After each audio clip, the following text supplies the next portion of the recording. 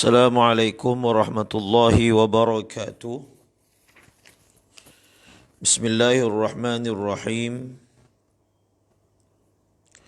Alhamdulillahi rabbil alamin. Wassalatu wassalamu ala ashrafil anbiya'i wal mursalin.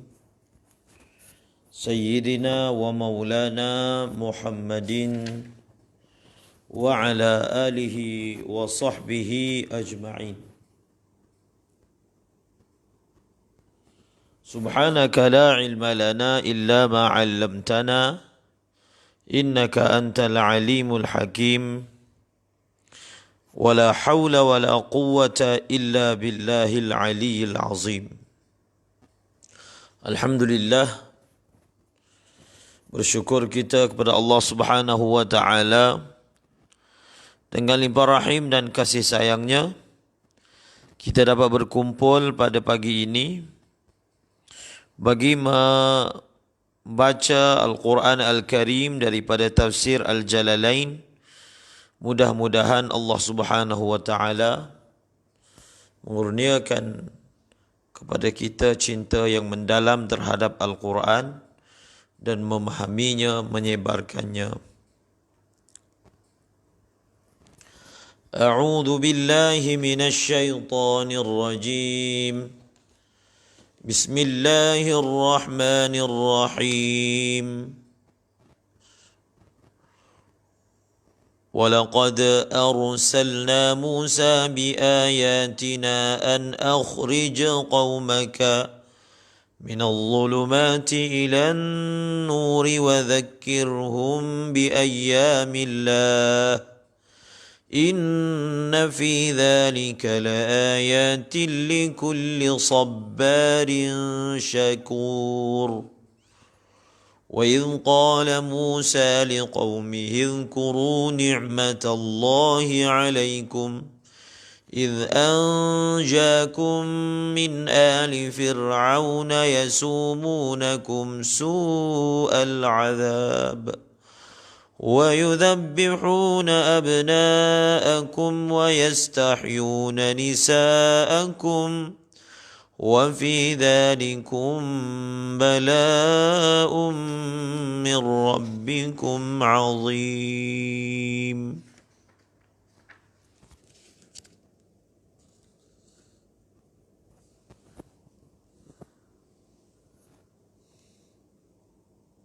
وَلَقَدْ أَرْسَلْنَا مُوسَى بِآيَاتِنَا التِّسْعِ وَقُلْنَا لَهُ أَنْ أَخْرِجْ قَوْمَكَ بَنِي إِسْرَائِيلَ مِنَ الظُّلُمَاتِ الْكُفْرِ إِلَى النُّورِ الْإِيمَانِ وَذَكِّرْهُمْ بِأَيَّامِ اللَّهِ بِنِعَمِهِ بنعمه إن في ذلك لآيات لكل صبار شكور.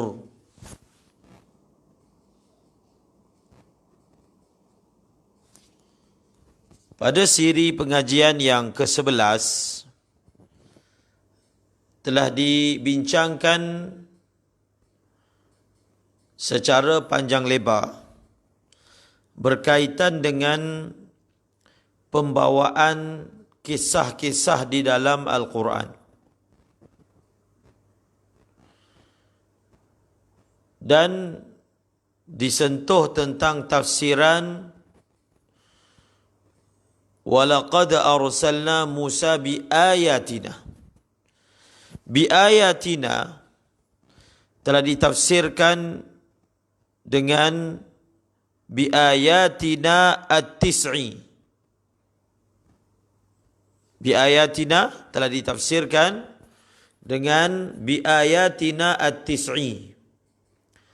Bila disebutkan dengan tanda-tanda, bukti-bukti kami yang 9, maknanya biayatina telah ditafsirkan oleh pengarang merujuk kepada ayatullah yang telah disertakan bersama dengan Nabi Musa ketika berdepan dengan Firaun.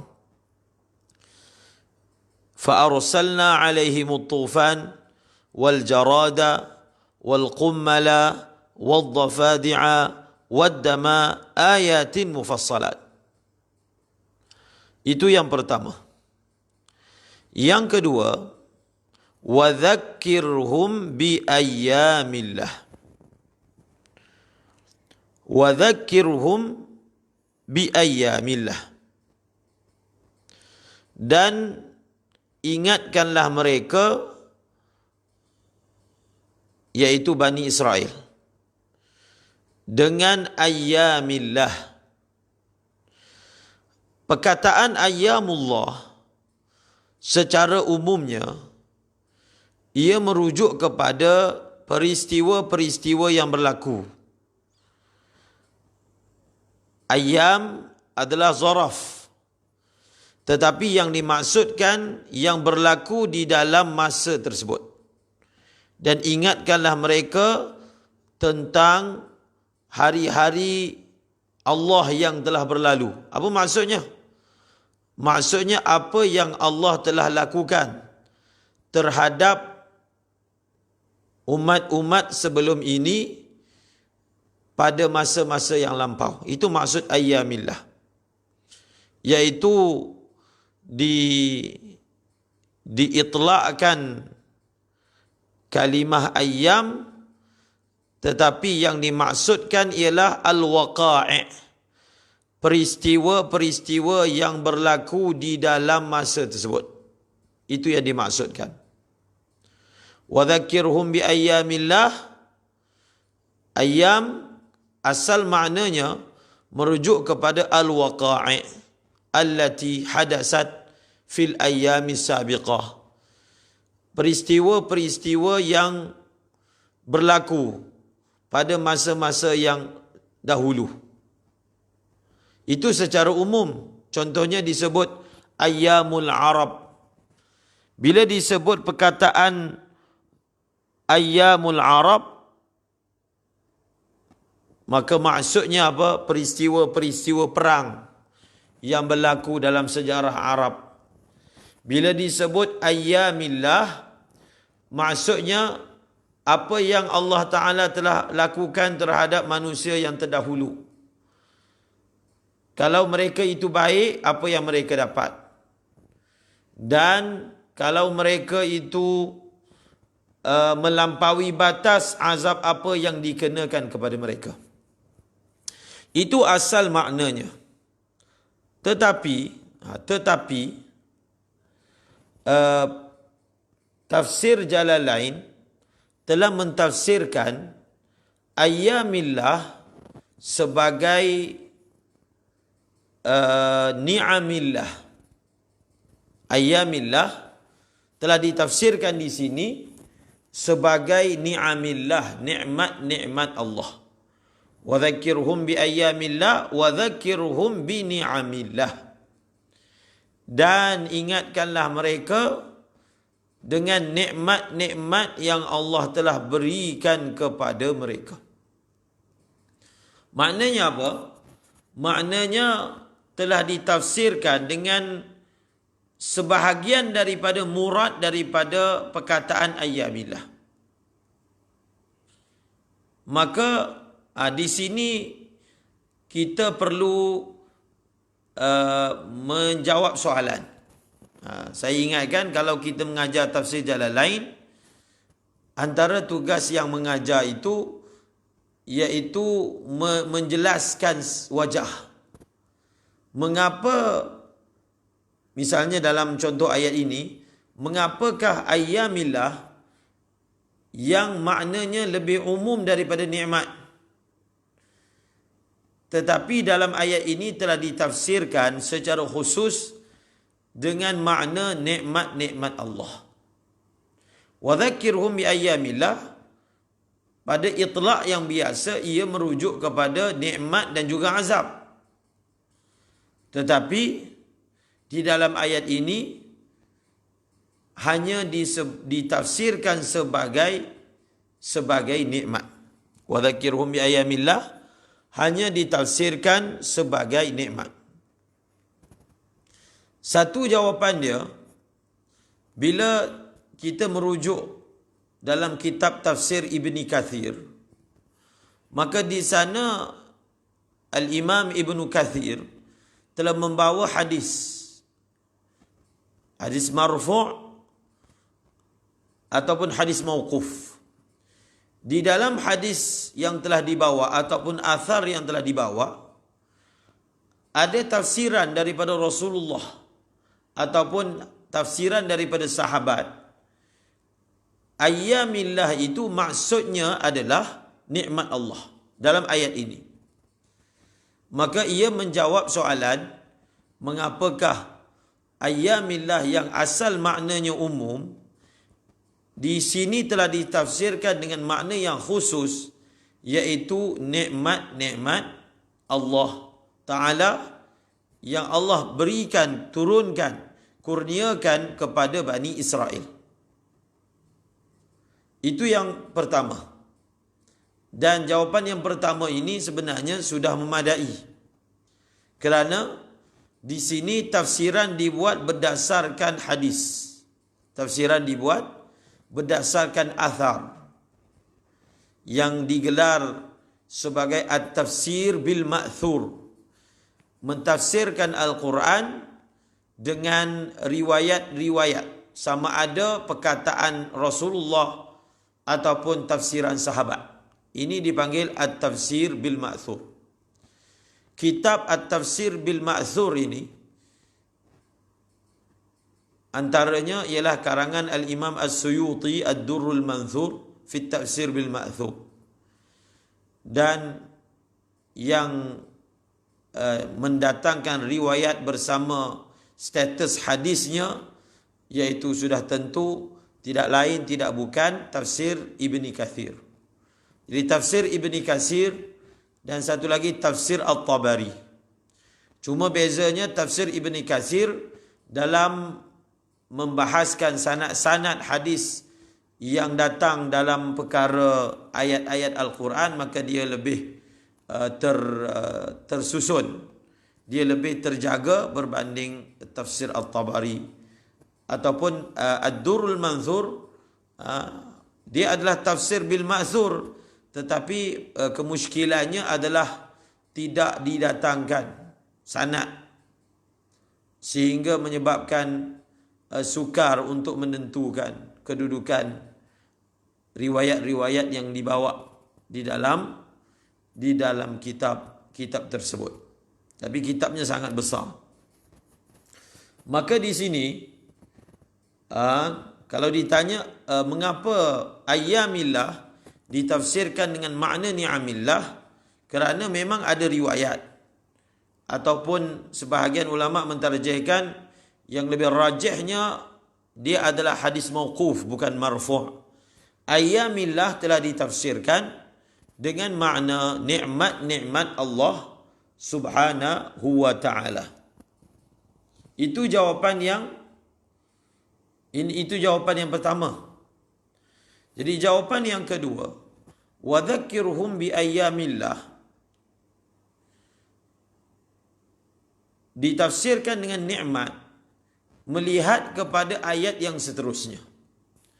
Apabila kita baca ayat yang seterusnya, maka kita dapati bahawasanya ayat yang seterusnya merupakan contoh bagaimana Nabi Musa mengamalkan perintah Allah.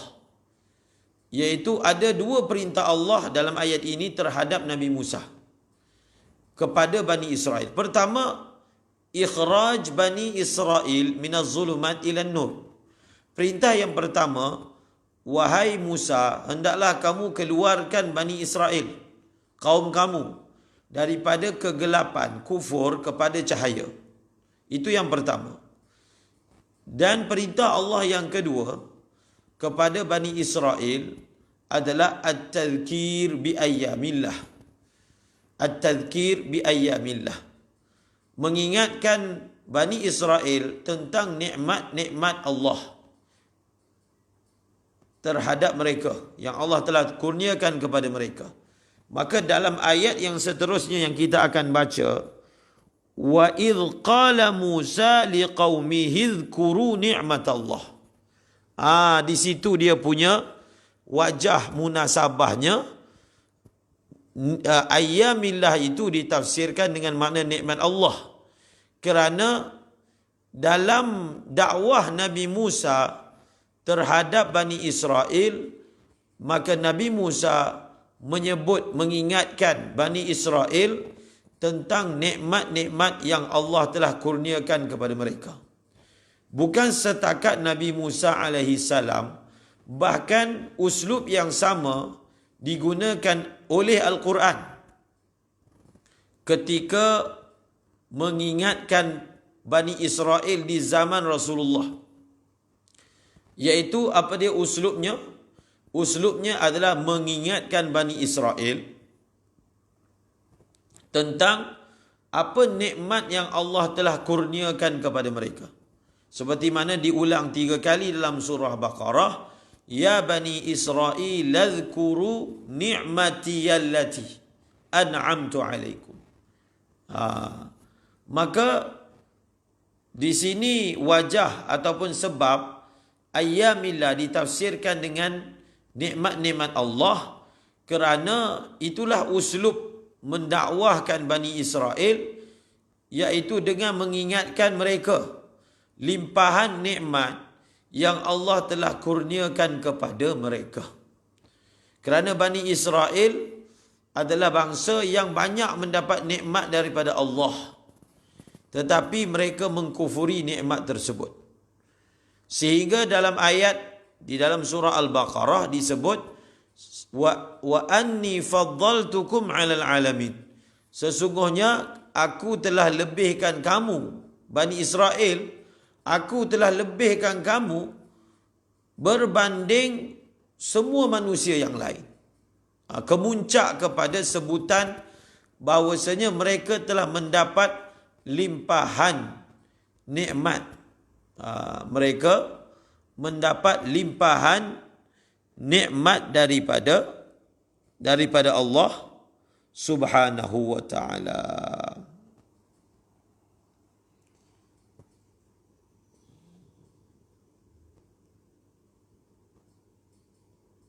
Kemudian, jadi jelas tak?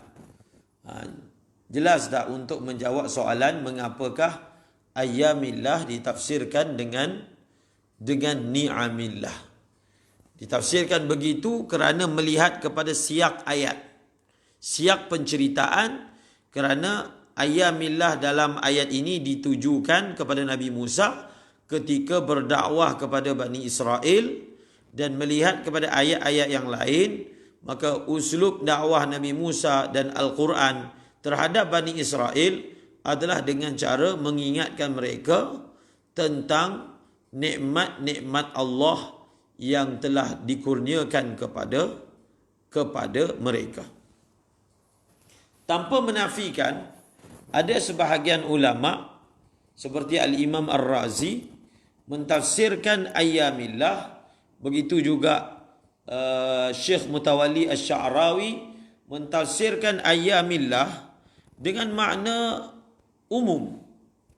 Beliau menyebut sama ada kita tafsirkan ayyamillah dengan makna nikmat-nikmat Allah yang telah dikurniakan terhadap Bani Israel, ataupun kita tafsirkan dengan makna yang biasa daripada perkataan ayyamillah. Apa dia makna yang biasa?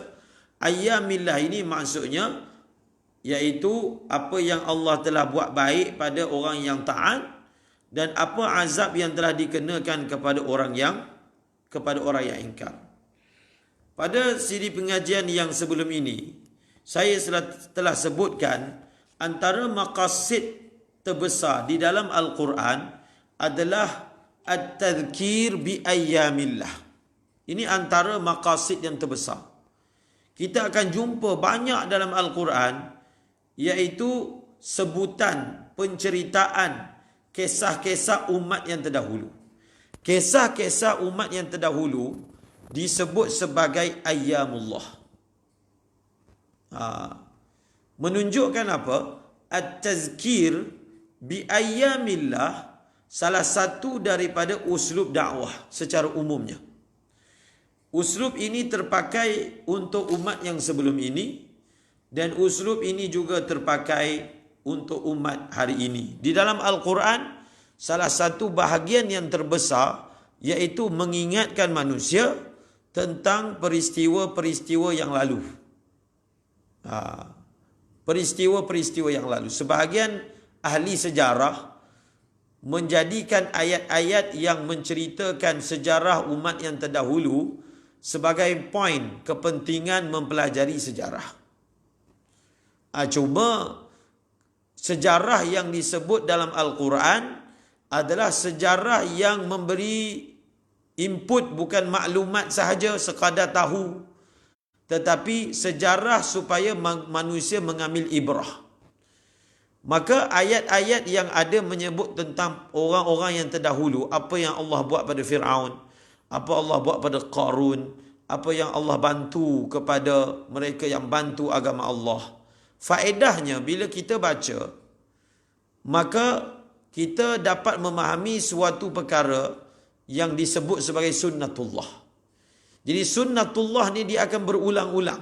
Seperti mana kalau kita belajar sejarah, akan disebut apa faedah belajar sejarah. Antara faedah belajar sejarah, supaya kita tak jatuh dalam lubang yang sama dua kali. Sebab sifat sejarah ini dia berulang-ulang. Apakah perkara yang menyebabkan kejatuhan kerajaan Melaka misalnya disebutkan, maka perkara yang sama kalau ada pada zaman kita, dia akan mengulang sejarah yang sama kerana dia terikat dengan sunnatullah. Jadi kalau kita baca sejarah dengan bertujuan untuk mengambil ibrah, apa kesalahan orang yang terdahulu, maka kita tidak mengulangi kesalahan tersebut.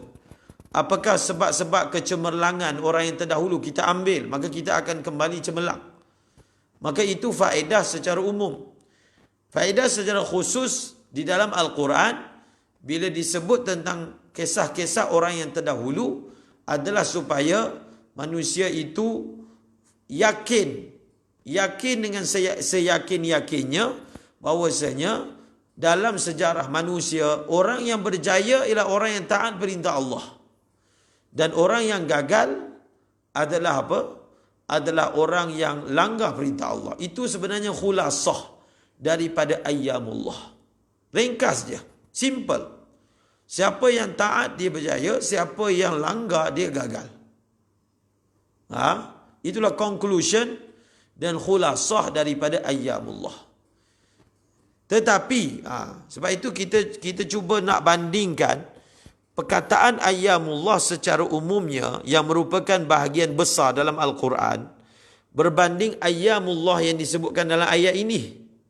Ayyamullah yang disebutkan dalam ayat ini. Kerana ayat ini, ayyamullah ini adalah uslub dakwah yang khusus untuk Bani Israel. Sekaligus kita juga dapat mempelajari satu perkara, bahawasanya dalam uslub dakwah, dalam sebahagian keadaan yang ditekankan kepada audiens, kepada orang yang mendengar, ceritakan kepada mereka, ingatkan mereka tentang limpahan nikmat yang Allah telah kurniakan kepada mereka. Bukan semata-mata kita mengingatkan manusia peristiwa-peristiwa sedih yang telah berlaku kepada mereka, memberi faedah dalam dakwah. Bahkan kita ingatkan mereka tentang apa nikmat yang telah dikurniakan kepada mereka. Maka dalam setengah keadaan, dalam setengah pendengar, maka dia memberi faedah dalam dakwah. Wa dzakirhum bi ayyamillah wa dzakirhum bi ni'amillah. Wa dzakirhum bi ayyamillah wa dzakirhum bi ni'amillah. Kemudian ayat yang seterusnya, inna fi dzalika la ayatin likulli sabbarin syakur. Inna fi dzalika la ayatin likulli sabbarin syakur. Cuba kita tengok dalam tafsir Al-Jalalain. inna fi dzalika ay inna fi dzalika tadhkir. Pengarang telah mentafsirkan zalika musyar ilaih. Musyar ilaih kepada zalika ni at-tazkir. At-tazkir. La ayatin likulli sabbarin syakur. Kita lihat dulu struktur ayat ni.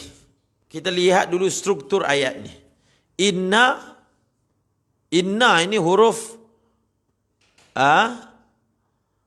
huruf takkid. Segi faedah maknanya. Faedah makna dia takkid. Dan daripada segi nahunya, maka dia adalah huruf yang akan menasabkan isimnya dan merafakkan khabarnya. Ini ma'ruf, asas dalam ilmu nahu. Ayat ini dibawa dengan jumlah ismiyah. Okey, satu. Yang kedua, ayat ini dimulakan dengan inna, iaitu penegasan. Kemudian yang ketiga, ayat ini dibawa dengan mentakdimkan khabar.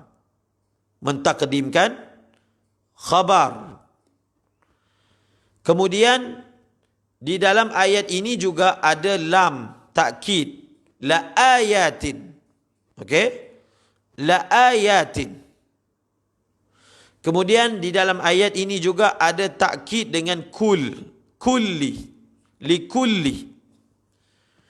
Maka satu perkara yang diingatkan dalam ilmu usulut tafsir,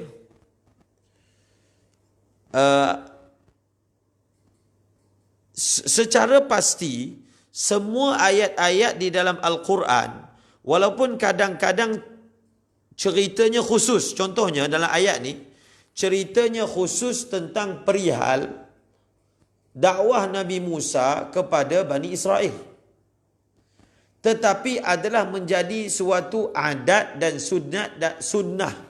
Sunnah tu maksudnya perkara yang berulang-ulang di dalam Al-Quran.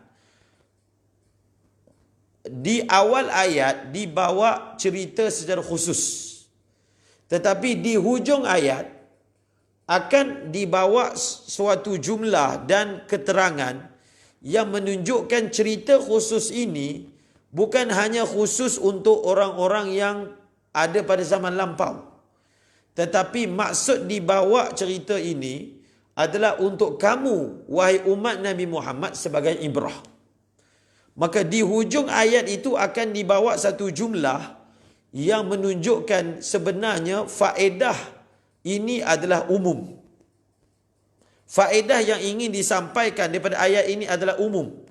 Bukan hanya cerita tentang Nabi Musa, Bani Israel, hanya tinggal kenangan dan sejarah. Bukan. Selalu kita ingatkan, Quran bukan kitab sejarah. Quran bukan kitab sejarah. Dia adalah ibrah. Dia bukan sejarah, dia adalah ibrah. Jadi perkara ini kalau tak silap saya ada juga diberi tambih oleh oleh Syah Waliullah Dahlawi. Kita akan dapati di dalam Al-Quran, di pangkal ceritanya diceritakan secara khusus, tetapi di hujung ayatnya menunjukkan ibrah daripada cerita ini sebenarnya umum, bukan hanya tertentu kepada Bani Israel, tetapi dia juga faedahnya untuk kita semua. Jadi apakah contohnya dalam ayat ini? Cuba kita tengok betul-betul. Walaqad arsalna Musa biayatina an akhrij qaumaka minadh dhulumati ila an-nur wa dhakkirhum biayyamillah. Tengok hujung ayatnya. Inna fi dhalika la ayatin likulli sabbarin syakur. Ayat inilah yang saya maksudkan. Dia menunjukkan faedah daripada at-tazkir bi ayyamillah bukan hanya berfaedah untuk Bani Israel, tak. tetapi berfaedah di bawah satu kaedah umum di hujung ayat ini. Kaedah umumnya berbunyi, sesungguhnya memberi peringatan tentang nikmat-nikmat. Di dalam memberi peringatan itu ada tanda-tanda, ada bukti-bukti yang akan memberi faedah kepada setiap, di situ poinnya, orang yang bersabar dan orang yang bersyukur. Dalam ayat ini tidak disebut inna fi dzalika laayatin li bani Israil, tak disebut begitu. Di hujung ayat ini disebut inna fi dzalika laayatil likulli sabbarin syakur. Tutup ayat ini dengan suatu kaedah umum yang merangkumi Bani Israel, merangkumi juga umat Nabi Muhammad sallallahu alaihi wasallam. Apa kaedah umum tersebut? Sesungguhnya di dalam memberi peringatan, di dalam memberi peringatan kepada manusia tentang apa? Tentang ayyamullah. Memberi peringatan kepada manusia tentang ayyamullah. Di dalam memberi peringatan itu ada ayat, ada burhan, ada bukti yang akan memberi faedah. Akan memberi faedah. Kepada siapa? Kepada siapa faedah tersebut? Kepada orang-orang yang bersabar dan kepada orang-orang yang bersyukur. Nampak tak? Sekaligus ayat ini menunjukkan kita kepada kepentingan dua sifat. Pertama bersabar, yang kedua bersyukur. Kata Syekh Mutawalli Sya'rawi membahaskan ayat ini, beliau berkata, sesungguhnya Allah Subhanahu wa taala telah berfirman menyatakan bahawasanya di dalam ayatullah, di dalam kisah-kisah yang Allah buat pada orang yang sebelum ini, ada tanda-tanda yang akan memberi panduan kepada manusia untuk melalui jalan-jalan kehidupan. Apa maksudnya? Bila kamu diperdengarkan tentang sebenarnya cara nak berjalan atas muka bumi ni macam mana, cara nak berjalan atas muka bumi ni macam mana, maka cara dia tengok sejarah sebelum ini. Tengok sejarah sebelum ini. Maka di dalam ayat-ayat tersebut, dalam kisah-kisah yang lampau, ada dalil-dalil, ada petunjuk-petunjuk ia akan mencerahkan jalan dan laluan seorang mukmin, laluan yang dia akan lalui di hadapannya, dan akan memberi kepada dia suatu ibrah. Sebab apa? Bila satu orang mukmin, dia tahu, dia baca, dia dengar sejarah umat yang terdahulu, dan bila dia baca, dia tengok macam mana sunnatullah terhadap umat yang terdahulu, dia dapati bahawasanya orang-orang yang terdahulu di kalangan orang beriman, walaupun mereka dalam rangka nak jaga iman, mereka menghadapi musibah, menghadapi cabaran, tetapi akhir sekali mereka tetap berjaya. Mereka dapat redha daripada Allah dan dapat nikmat daripada Allah. Dan bila mereka baca pula, tengok umat yang terdahulu yang walaupun nampak macam hidup senang lenang, tetapi hanya sebentar, akhir sekali mereka menerima azab daripada Allah dan kemurkaannya. Jadi bila satu orang mukmin dia membaca kisah-kisah tersebut, dia akan dapat satu suntikan kekuatan. Dia akan dapat satu suntikan kekuatan untuk menempuh dan menanggung segala kesusahan. Itu yang dimaksudkan Inna fi dzalika laayatin likulli sabbarin syakur. Jadi cerita-cerita umat-umat yang terdahulu ini, dia akan jadi satu panduan, penunjuk jalan kepada seorang mukmin untuk jadi orang yang bersabar. Untuk jadi orang yang bersabar, untuk menjadi orang yang bersyukur. Untuk jadi orang yang bersabar, untuk jadi orang yang bersyukur. Sekaligus sebenarnya kita bicara tentang ilmu psikologi. Selalunya ilmu psikologi diambil daripada psikologi barat. Sebenarnya dalam Islam ini, ilmu motivasi, ilmu psikologi, ilmu mengubah pemikiran manusia, mengubah jiwa manusia, sepatutnya ilmu itu kita ambil daripada pencipta jiwa manusia. Pencipta jiwa manusia, Allah Ta'ala. Allah Ta'ala lebih tahu tentang macam mana sifat manusia ni.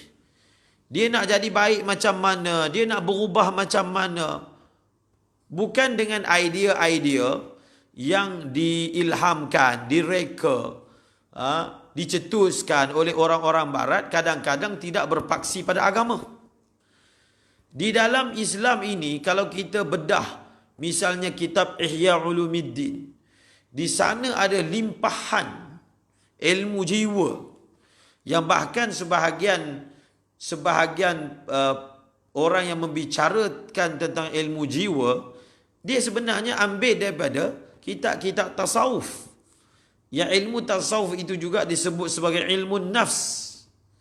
Cuma bezanya, ilmu jiwa yang ingin dibawa oleh agama adalah ilmu jiwa yang sebenarnya, yang dia akan bawa manusia kepada kemuncak keheningan jiwa yang paling tertinggi. Kemuncak keheningan jiwa yang paling tertinggi. Tapi kalau kita belajar ilmu psikologi daripada barat yang tidak berpaksikan pada agama, maka dia akan adalah pelbagai ijtihad macam mana nak mendatangkan keheningan, nak mendatangkan ketenangan. Di dalam Al-Quran, Allah Subhanahu Wa Taala sebut bahwasanya sifat sabar dan sifat syukur. Dua sifat ni tidak perlu ada dalam diri kita untuk menghadapi tribulasi, cabaran-cabaran kehidupan. Dia kena ada sabar dan dia kena ada syukur. Bukan sabar, inna fi zalika laayatin likulli sabbar. Bukan sabar je, sangat bersabar. Dan yang kedua, sangat bersyukur. Dua sifat ini perlu ada dua-dua sekali sebagai dua sayap yang manusia terbang dengannya. Sifat sabar dia gunakan ketika menghadapi musibah. Dan sifat syukur dia gunakan untuk apa? Untuk ketika dia menghadapi nikmat. Ketika apa? Ketika dia menghadapi nikmat. Mendapat nikmat dia sifat syukur. Mendapat musibah dia sabar. Bahkan sabar dan syukur ini, kedua-dua sifat ini dipraktikkan masa menerima musibah. Kalau satu orang dia terima musibah, dibawa dalam diri dia sabar, dan untuk kuatkan sabar dia, dibawa sifat syukur. Sebab contohnya dia menghadapi musibah, dalam masa yang sama dia cuba cek diri dia, apakah nikmat sebenarnya masih berbaki pada saya, maka dia jadikan nikmat yang masih berbaki sebagai modal untuk dia syukur, lalu menyuntik kekuatan kepada diri dia untuk menghadapi musibah tersebut. Maka inna fi dzalika laayatil likulli sabbarin syakur. Sesungguhnya pada memberi peringatan dengan nikmat-nikmat yang diperolehi, dengan memberi peringatan dengan apa? Dengan peristiwa-peristiwa yang lalu, maka dia adalah merupakan ayat. Dia merupakan ayat, dia merupakan dalil, dia merupakan burhan kepada orang yang bersabar dan juga orang-orang yang bersyukur. Orang sabar ni dia ambil modal-modal kisah-kisah orang yang terdahulu untuk suntik semangat dia. Itu maksud inna fi zalika la ayat. Dia ambil, dia akan dapat faedah. Jadi ini sebenarnya manusia dia perlu memotivasi diri dia. Antara motivasi yang bagus adalah manusia dia ingatkan diri dia apa nikmat yang dia dapat. Dia tengok pula apa musibah yang orang lain kena, apa nikmat yang dia dapat. Maka inna fi zalika la ayatin likulli sabarin syakur. Jadi kalau kita baca dalam kitab-kitab tafsir yang lain, kita akan dapat lebih banyak tafsiran. Dan ini satu poin yang kita sebut, kita ambil. Bila kita baca Quran, kena istihdar ini adalah kalamullah. Pencipta jiwa kita memberi tahu kepada kita apakah perkara yang memberi faedah untuk kita. Allah bagi tahu apa faedah untuk kita. Orang yang sedang mencari-cari jawapan kepada masalah jiwa dia, bagaimana dia nak ubah diri dia. Kadang-kadang dia rasa teruja kalau dia terbaca, terdengar perkataan ahli motivasi. Dia kata ini ahli motivasi, pakar jiwa. Sudah tentu ubat yang dia bagi tahu ini memberi faedah untuk jiwa saya. Sepatutnya keterujaan itu berlaku berlipat kali ganda kepada ketika kita baca Al-Quran. Ketika kita baca Al-Quran, pencipta jiwa kita bagi tahu apakah perkara yang bagus untuk diri kita. Bagaimana satu orang dia nak dapatkan sifat sabar? Bagaimana dia nak dapatkan sifat syukur? Bila dibaca ayat inna fi dzalika la ayatin likulli sabarin syakur, maka ini satu ilmu jiwa yang tak ternilai. Ini ilmu untuk ubah jiwa, bagi semangat pada jiwa, yang bila kita baca, kita yakin ini adalah kalamullah. Ini adalah panduan daripada pencipta saya. Ini adalah panduan daripada pencipta langit dan bumi.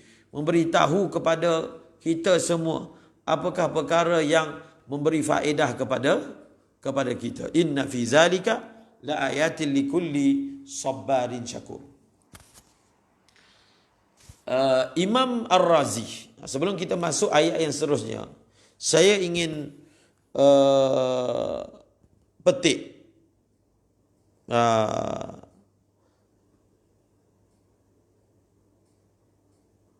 suatu iskal, suatu perbahasan yang diangkat oleh Imam Razi. Imam Razi sebut gini, kalau ditanya soalan, mengapakah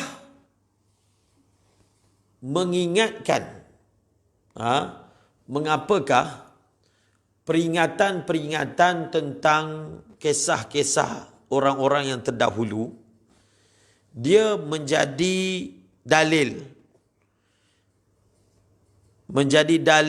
menjadi panduan kepada orang yang sabar dengan orang yang bersyukur. Soalannya, kenapa dikhususkan sifat sabar dan sifat syukur,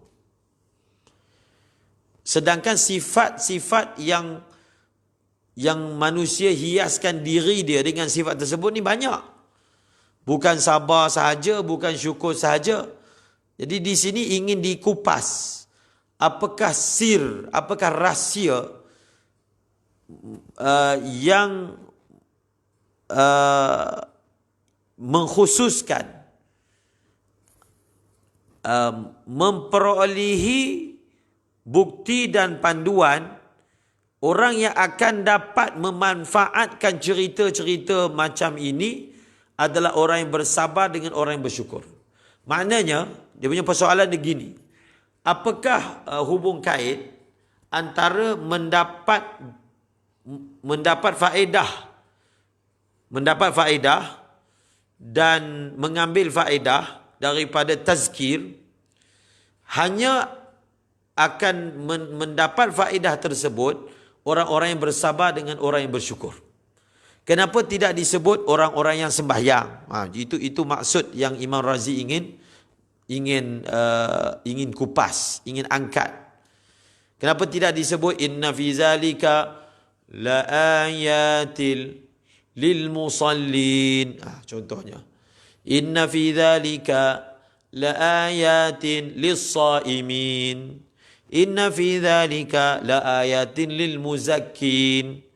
Kenapa diambil sifat sabar dan sifat syukur sebagai sifat yang mana akan menjadi medium untuk manusia boleh mengambil faedah daripada at-tazkir bi ayyamillah. Faham tak soalan ni? Jadi Imam Razi memberi beberapa jawapan. Jawapan yang pertama, oleh kerana orang yang benar-benar boleh mendapat faedah,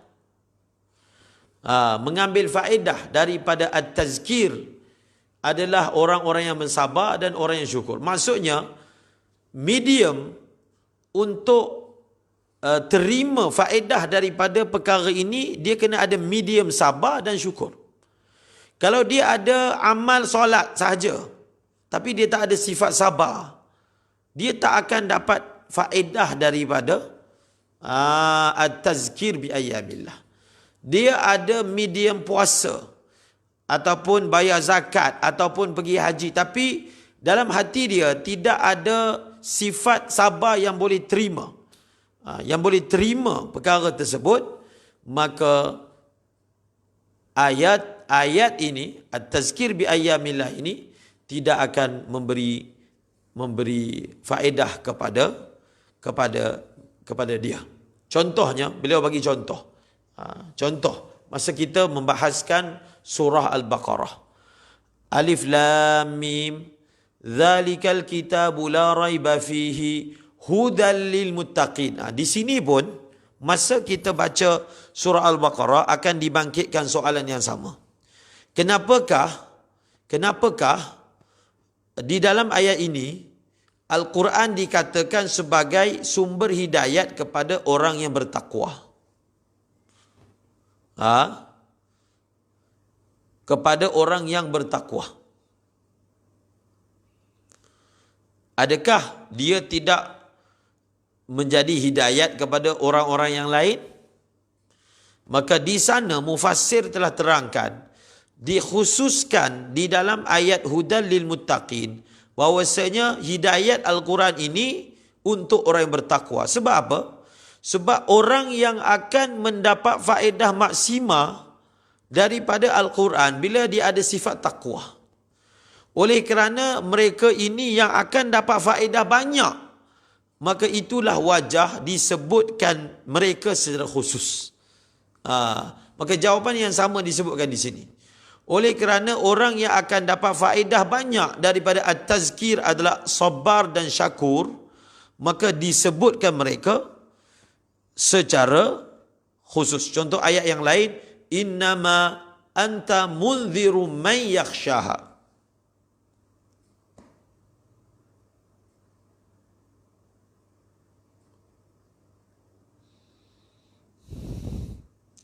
Ini pun sama.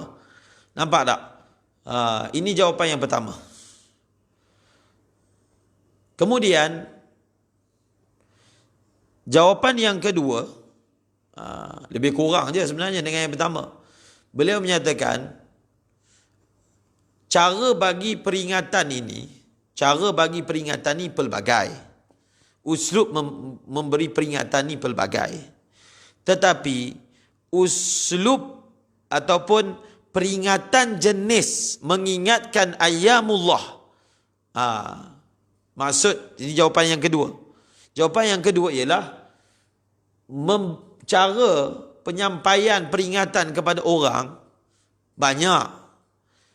Tetapi menyampaikan peringatan dengan cara mengingatkan ayyamullah, maka penyampaian peringatan jenis ini yang hanya akan dapat faedah daripadanya orang tu mesti sabar dan syakur.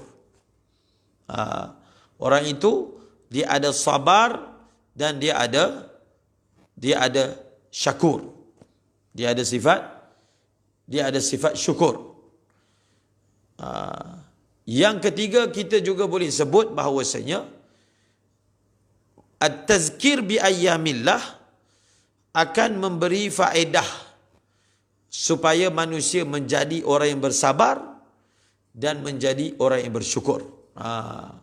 At-tazkir bi ayyamillah akan menyebabkan manusia itu jadi orang yang bersabar dan orang yang bersyukur. Orang yang bersabar dengan orang yang bersyukur. Okey, kalau kita boleh ambil satu ayat. Wa basyiris sabirin, berilah berita gembira kepada orang yang sabar. Alladzina idza asabathum musibah qalu inna lillahi wa inna ilaihi raji'un. Alladzina idza asabathum musibah qalu inna lillahi wa inna ilaihi raji'un. Di dalam ayat ini Allah Subhanahu wa taala telah memberi, boleh kita katakan sebagai definisi orang yang bersabar ni bagaimana. Maka telah disebut orang yang bersabar bila dia ditimpa dengan musibah, maka dia akan kata, dia akan baca, dia berkata dengan lidah dia, dibenarkan dalam hati dia. Ini pun salah satu contoh ayat yang menerangkan bagaimana manusia dia manage jiwa dia. Dia manage jiwa dia. Jadi orang yang bersabar ini, bila dia dapat musibah, dia akan katakan kepada jiwa dia. Dia akan kata apa? Inna lillah. Dia ingatkan diri dia, kami ini milik Allah. Kami milik Allah, harta kami milik Allah, anak kami milik Allah, semua milik Allah. Nampak tak? Ayat ini sebagai satu contoh bagaimana at-tazkir bi ni'amillah memberi faedah kepada orang sabar. Maksudnya apa? Dia ini bila datang musibah, cara dia nak motivate diri dia. Dia akan kata, kita ni semua milik Allah. Perkataan inna lillah yang diucap dengan iman sebenarnya akan menyuntik suatu kekuatan untuk menghadapi sebesar-besar musibah. Pendek kan perkataan tu, inna lillah. Tetapi ayat ini sebenarnya ada unsur at-tazkir bi ni'amillah. Betul tak? Inna lillah untuk ingatkan kami ini milik Allah. Semua datang daripada Allah. Tubuh kami, sebelum ini kami menikmati tubuh ini, sekarang ni datang musibah. Kami ini milik Allah. Nikmat datang daripada Allah. Jadi bila dia datang daripada Allah, maka bila dia nak beri, dia beri. Bila dia nak tarik, dia tarik. Jadi perkataan inna lillahi di dalam perkataan tersebut, sebenarnya kalau disebut dengan iman, akan memberi suatu kekuatan untuk satu orang, motivasi diri dia. Jadi ini dua jawapan yang diberikan oleh Al-Imam Ar-Razi ketika membangkitkan persoalan, ataupun kalau ada dibangkitkan persoalan, kenapa al-intifa' bi ayatillah, dia at-tazkir bi ayyamillah, dia memberi faedah kepada orang yang bersabar dan kepada orang yang bersyukur.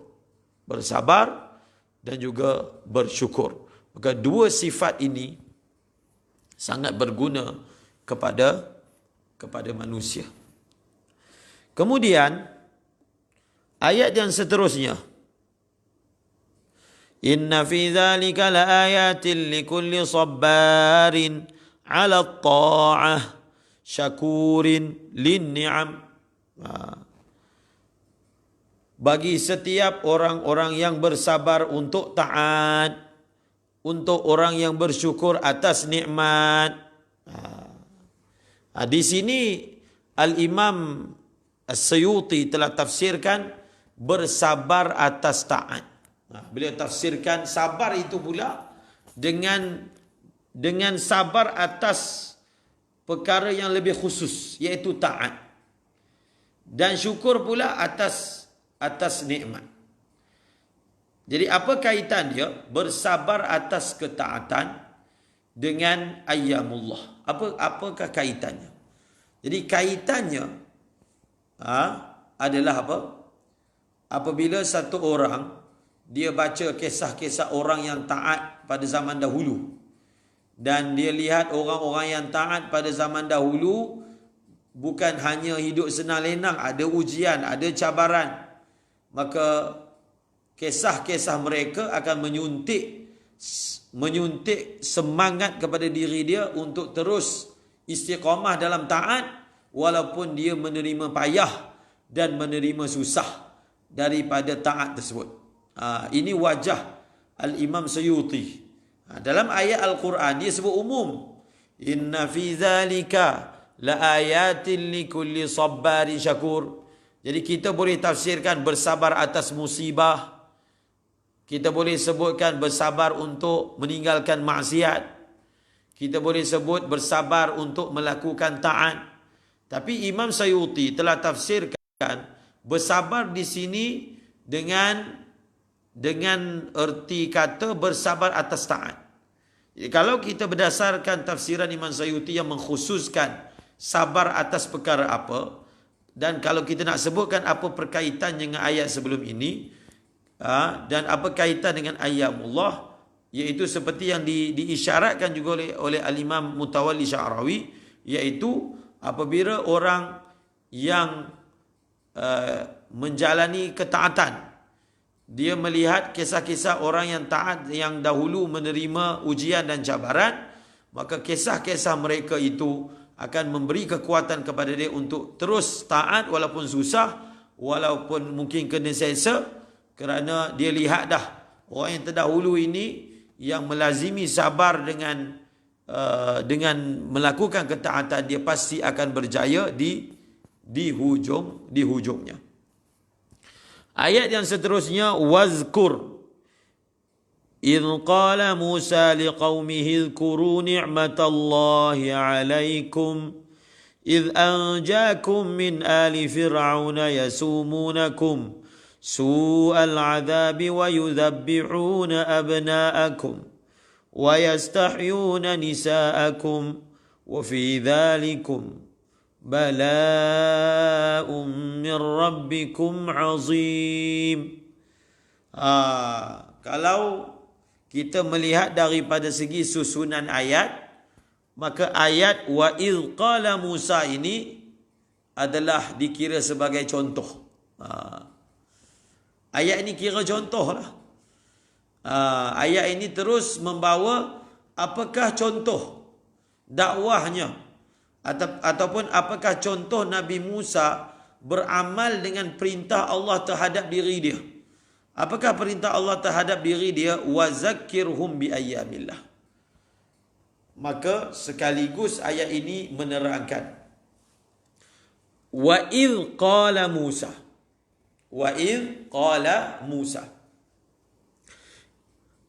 adalah menjadi suatu kebiasaan dalam tafsir Al-Jalalain. Bila ada wa'iz, maka beliau akan takdirkan perkataan uzkur. Contohnya, wa idh qala rabbuka lil malaikati, maka beliau akan takdir sebelum tu uzkur. Uzkur ke uzkuru ke. Jadi kalau iz secara umumnya tafsir Jalalain akan takdirkan sebelum iz itu uzkur, memberi isyarat bahawasanya iz yang ada di sini bukan iz dengan makna lain, tetapi iz di sini adalah iz yang memberi makna zaraf, zaraf zaman. Faham tak? Wadhkur iz, Idh di sini dia memberi makna zaraf, memberi makna waktu. Memberi makna apa? Memberi makna waktu. Bukan memberi makna kerana, tapi memberi makna waktu. Itu wajah wazkur ditakdirkan bahawasanya dia ini adalah sesuatu yang ada dia punya muta'allaqnya. Jadi wazkur ini ditakdirkan sebagai muta'allaq kepada idh. Okey? Wazkur idh. Wazkur idh.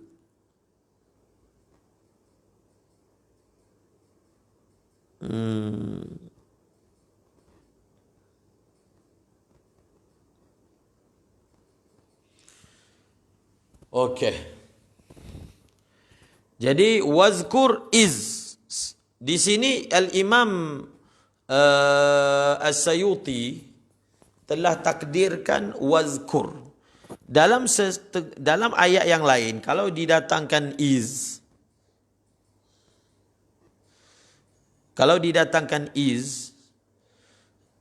maka ditakdirkan uzkuru. Tapi dalam ayat ini Al-Imam Suyuti telah takdirkan wazkur. Apa isyaratnya? Maka isyarat yang ingin disampaikan bahawasanya khitab ayat ini ditujukan kepada Rasulullah. Khitab dalam ayat ini ditujukan kepada Rasulullah. Maka yang sesuainya ditakdirkan wazkur secara mufrad. Dalam ayat-ayat yang lain yang ada munasabah, yang ada kesesuaian, maka akan ditakdirkan dengan jamak wazkuru. Tapi dalam ayat ini munasabahnya adalah dengan datang lafaz mufrad. Dan Imam Sawi Hasyiah kepada Jalalain menyebut bahawasanya di dalam ayat ini merupakan khitab, merupakan perintah daripada Allah Subhanahu wa taala kepada Rasulullah untuk menceritakan kepada umat baginda, iaitu wahai Muhammad, sebutlah. Jadi dia punya takdir dia, wahai Muhammad, sebutlah kisah bagaimana Nabi Musa telah berkata kepada kaumnya. Jadi cerita Nabi Musa dengan kaumnya telah diperintahkan oleh Allah kepada Rasulullah untuk sebut dan sampaikan kepada umatmu. Itu yang telah ditafsirkan kepada oleh Al-Imam Sawi. Apakah faedah mentakdirkan dengan uzkur? Iaitu ayat ini merupakan arahan daripada Allah kepada Rasulullah untuk mengingatkan, menceritakan kepada umat Nabi SAW perihal bagaimana Nabi Musa telah menyampaikan dakwah kepada kaumnya. Okey? Jadi itu jawapan kepada uzkur. Wazkur idh qala Musa liqaumihi. Nanti saya akan sebut tentang masalah iz ni. Dalam kitab Al-Fawzul Kabir fi Usul Tafsir, Syah Waliullah Dahlawi ada pandangan lain tentang perkataan iz yang ada banyak kali dalam Quran ini. Bagaimana cara nak tafsirkan iz?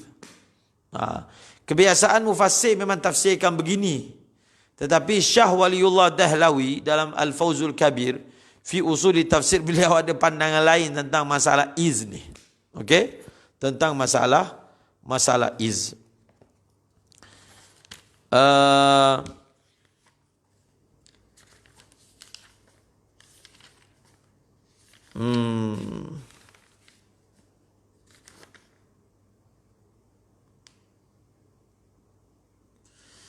Saya cuba petik daripada Al-Burhan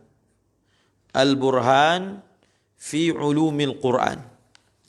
Al-Burhan fi Ulumil Quran. Bagaimana beliau mensyarahkan apabila perkataan iz Sebab perkataan iz ni kita kena bahas panjang sikit sebab dia ulang banyak kali dalam Quran.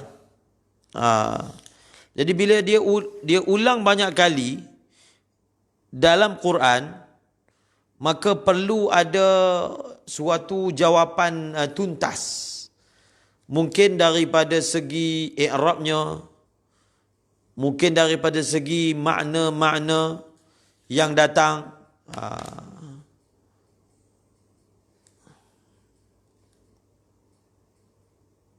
Panjang ni. Panjang.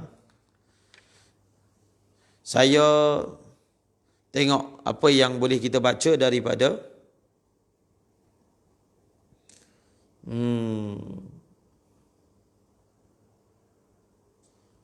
daripada kitab Al-Burhan fi Ulumil Quran tentang masalah iz.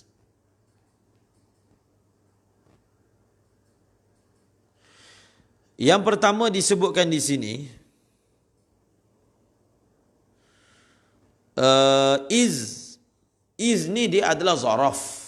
Iz ni dia adalah zaraf. Apa beza iz dengan idza? Kalau kita i'rab kan, idza jaa nasrullah. Kalau dalam i'rab, idza ni biasanya di'irabkan begini, zarfun lima yastaqbilu minaz zaman. Idza ni dia datang untuk memberi makna peristiwa yang akan datang. Iz ni peristiwa yang telah berlaku. Ini juga makna iz dalam Quran. Makna apa? Bukan dalam Quran lah, dalam bahasa Arab sebenarnya. Idza memberi makna yang akan datang. Idza jaa nasrullah, idza jaa ajaluhum. Kan memberi makna akan datang. Apabila akan datang ajalnya, apabila datang bantuan Allah. Tapi iz ni dia merujuk kepada peristiwa yang telah lalu.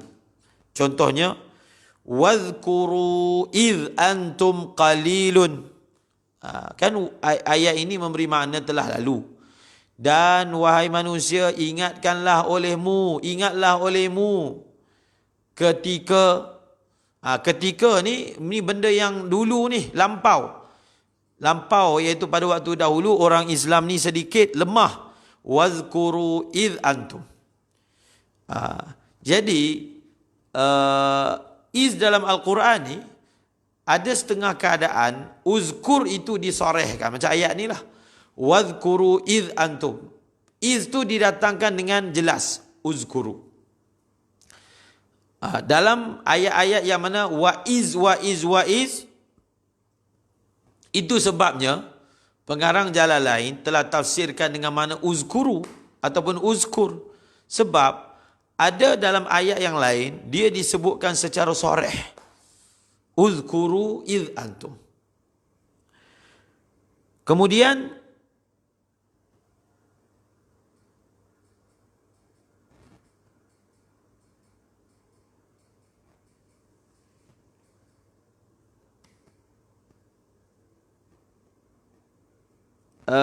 iz juga dalam Al-Quran dia datang dengan memberi makna ta'lil, sebab walan yanfa'akumul yawma idh zalamtum. Jadi idh zalamtum di sini memberi makna sebab, kerana.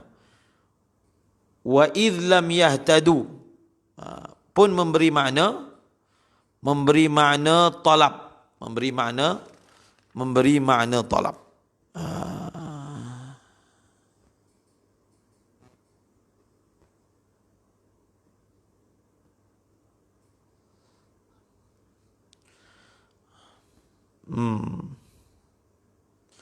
Ada satu kaedah yang dibawa oleh Al-Imam Zarkashi. Imam Zarkashi menyebut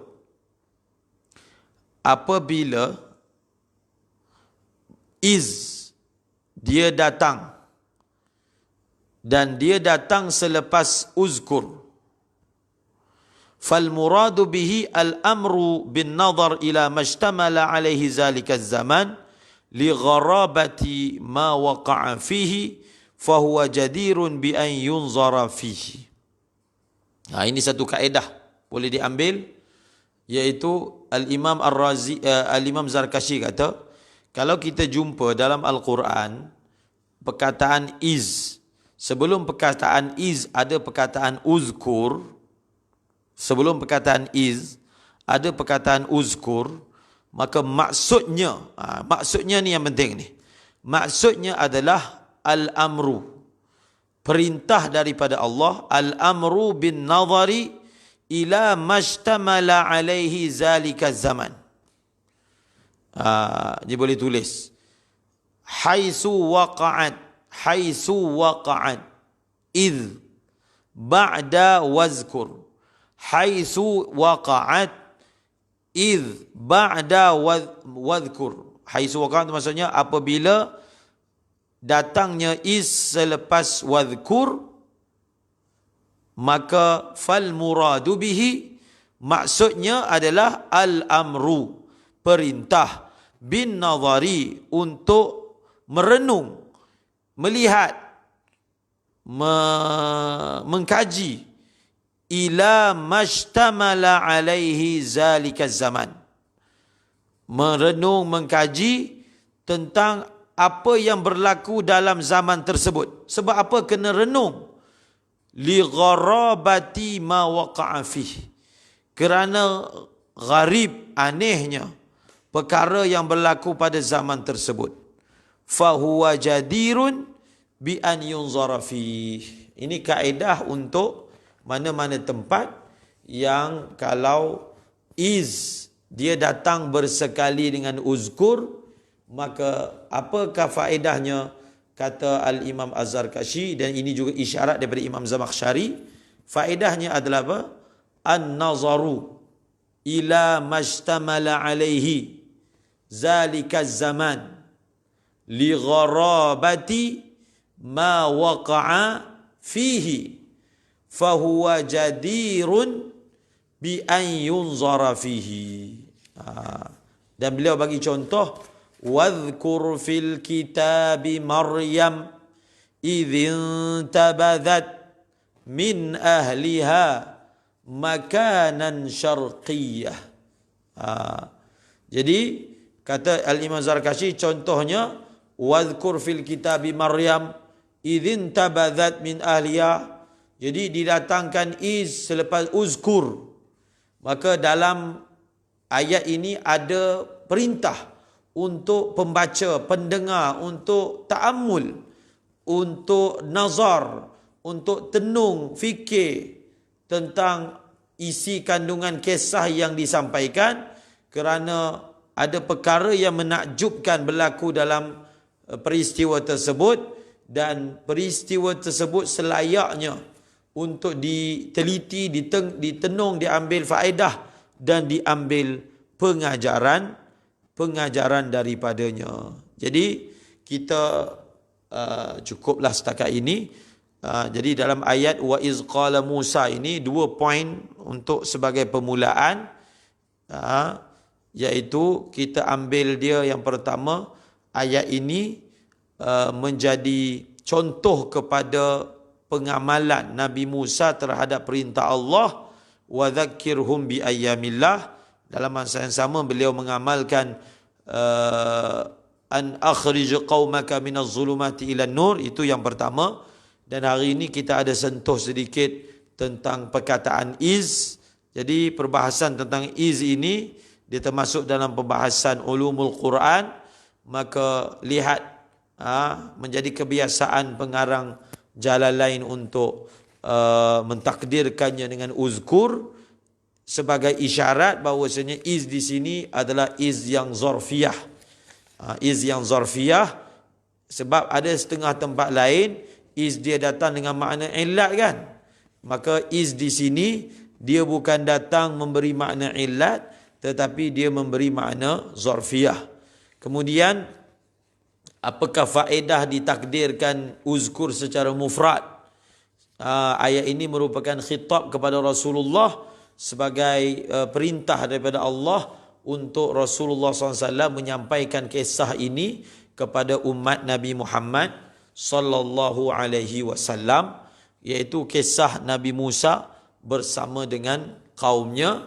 Mungkin di tempat yang lain akan disebutkan apakah rahsianya kisah Nabi Musa bersama dengan Bani Israel diulang berkali-kali di dalam Al-Quran.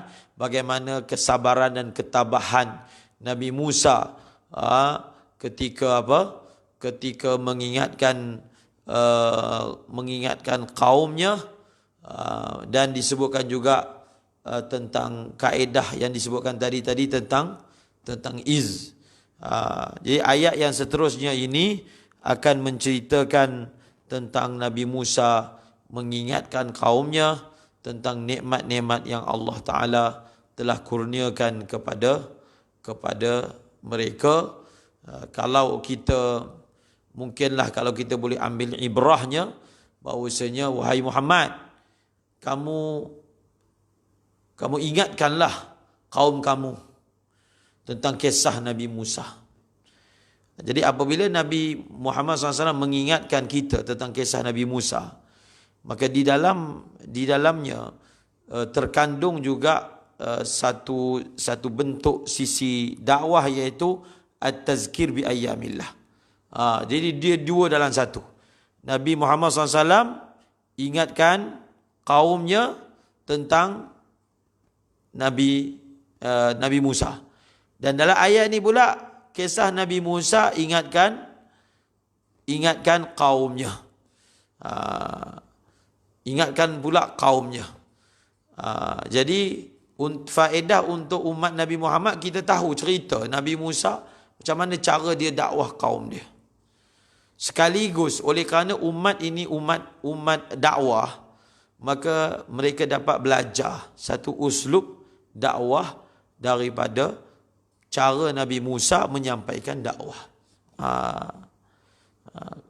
Antara faedah diperbanyakkan kisah dakwah antara Nabi Musa dan kaumnya, antara nabi-nabi lain dan kaumnya, sebenarnya faedah terbesarnya kepada kita apa? Dari segi apa? Sebab kita kata, adakah faedah Allah cerita tentang dakwah nabi-nabi kepada kaumnya, faedahnya untuk Nabi Muhammad saja ke? Tak.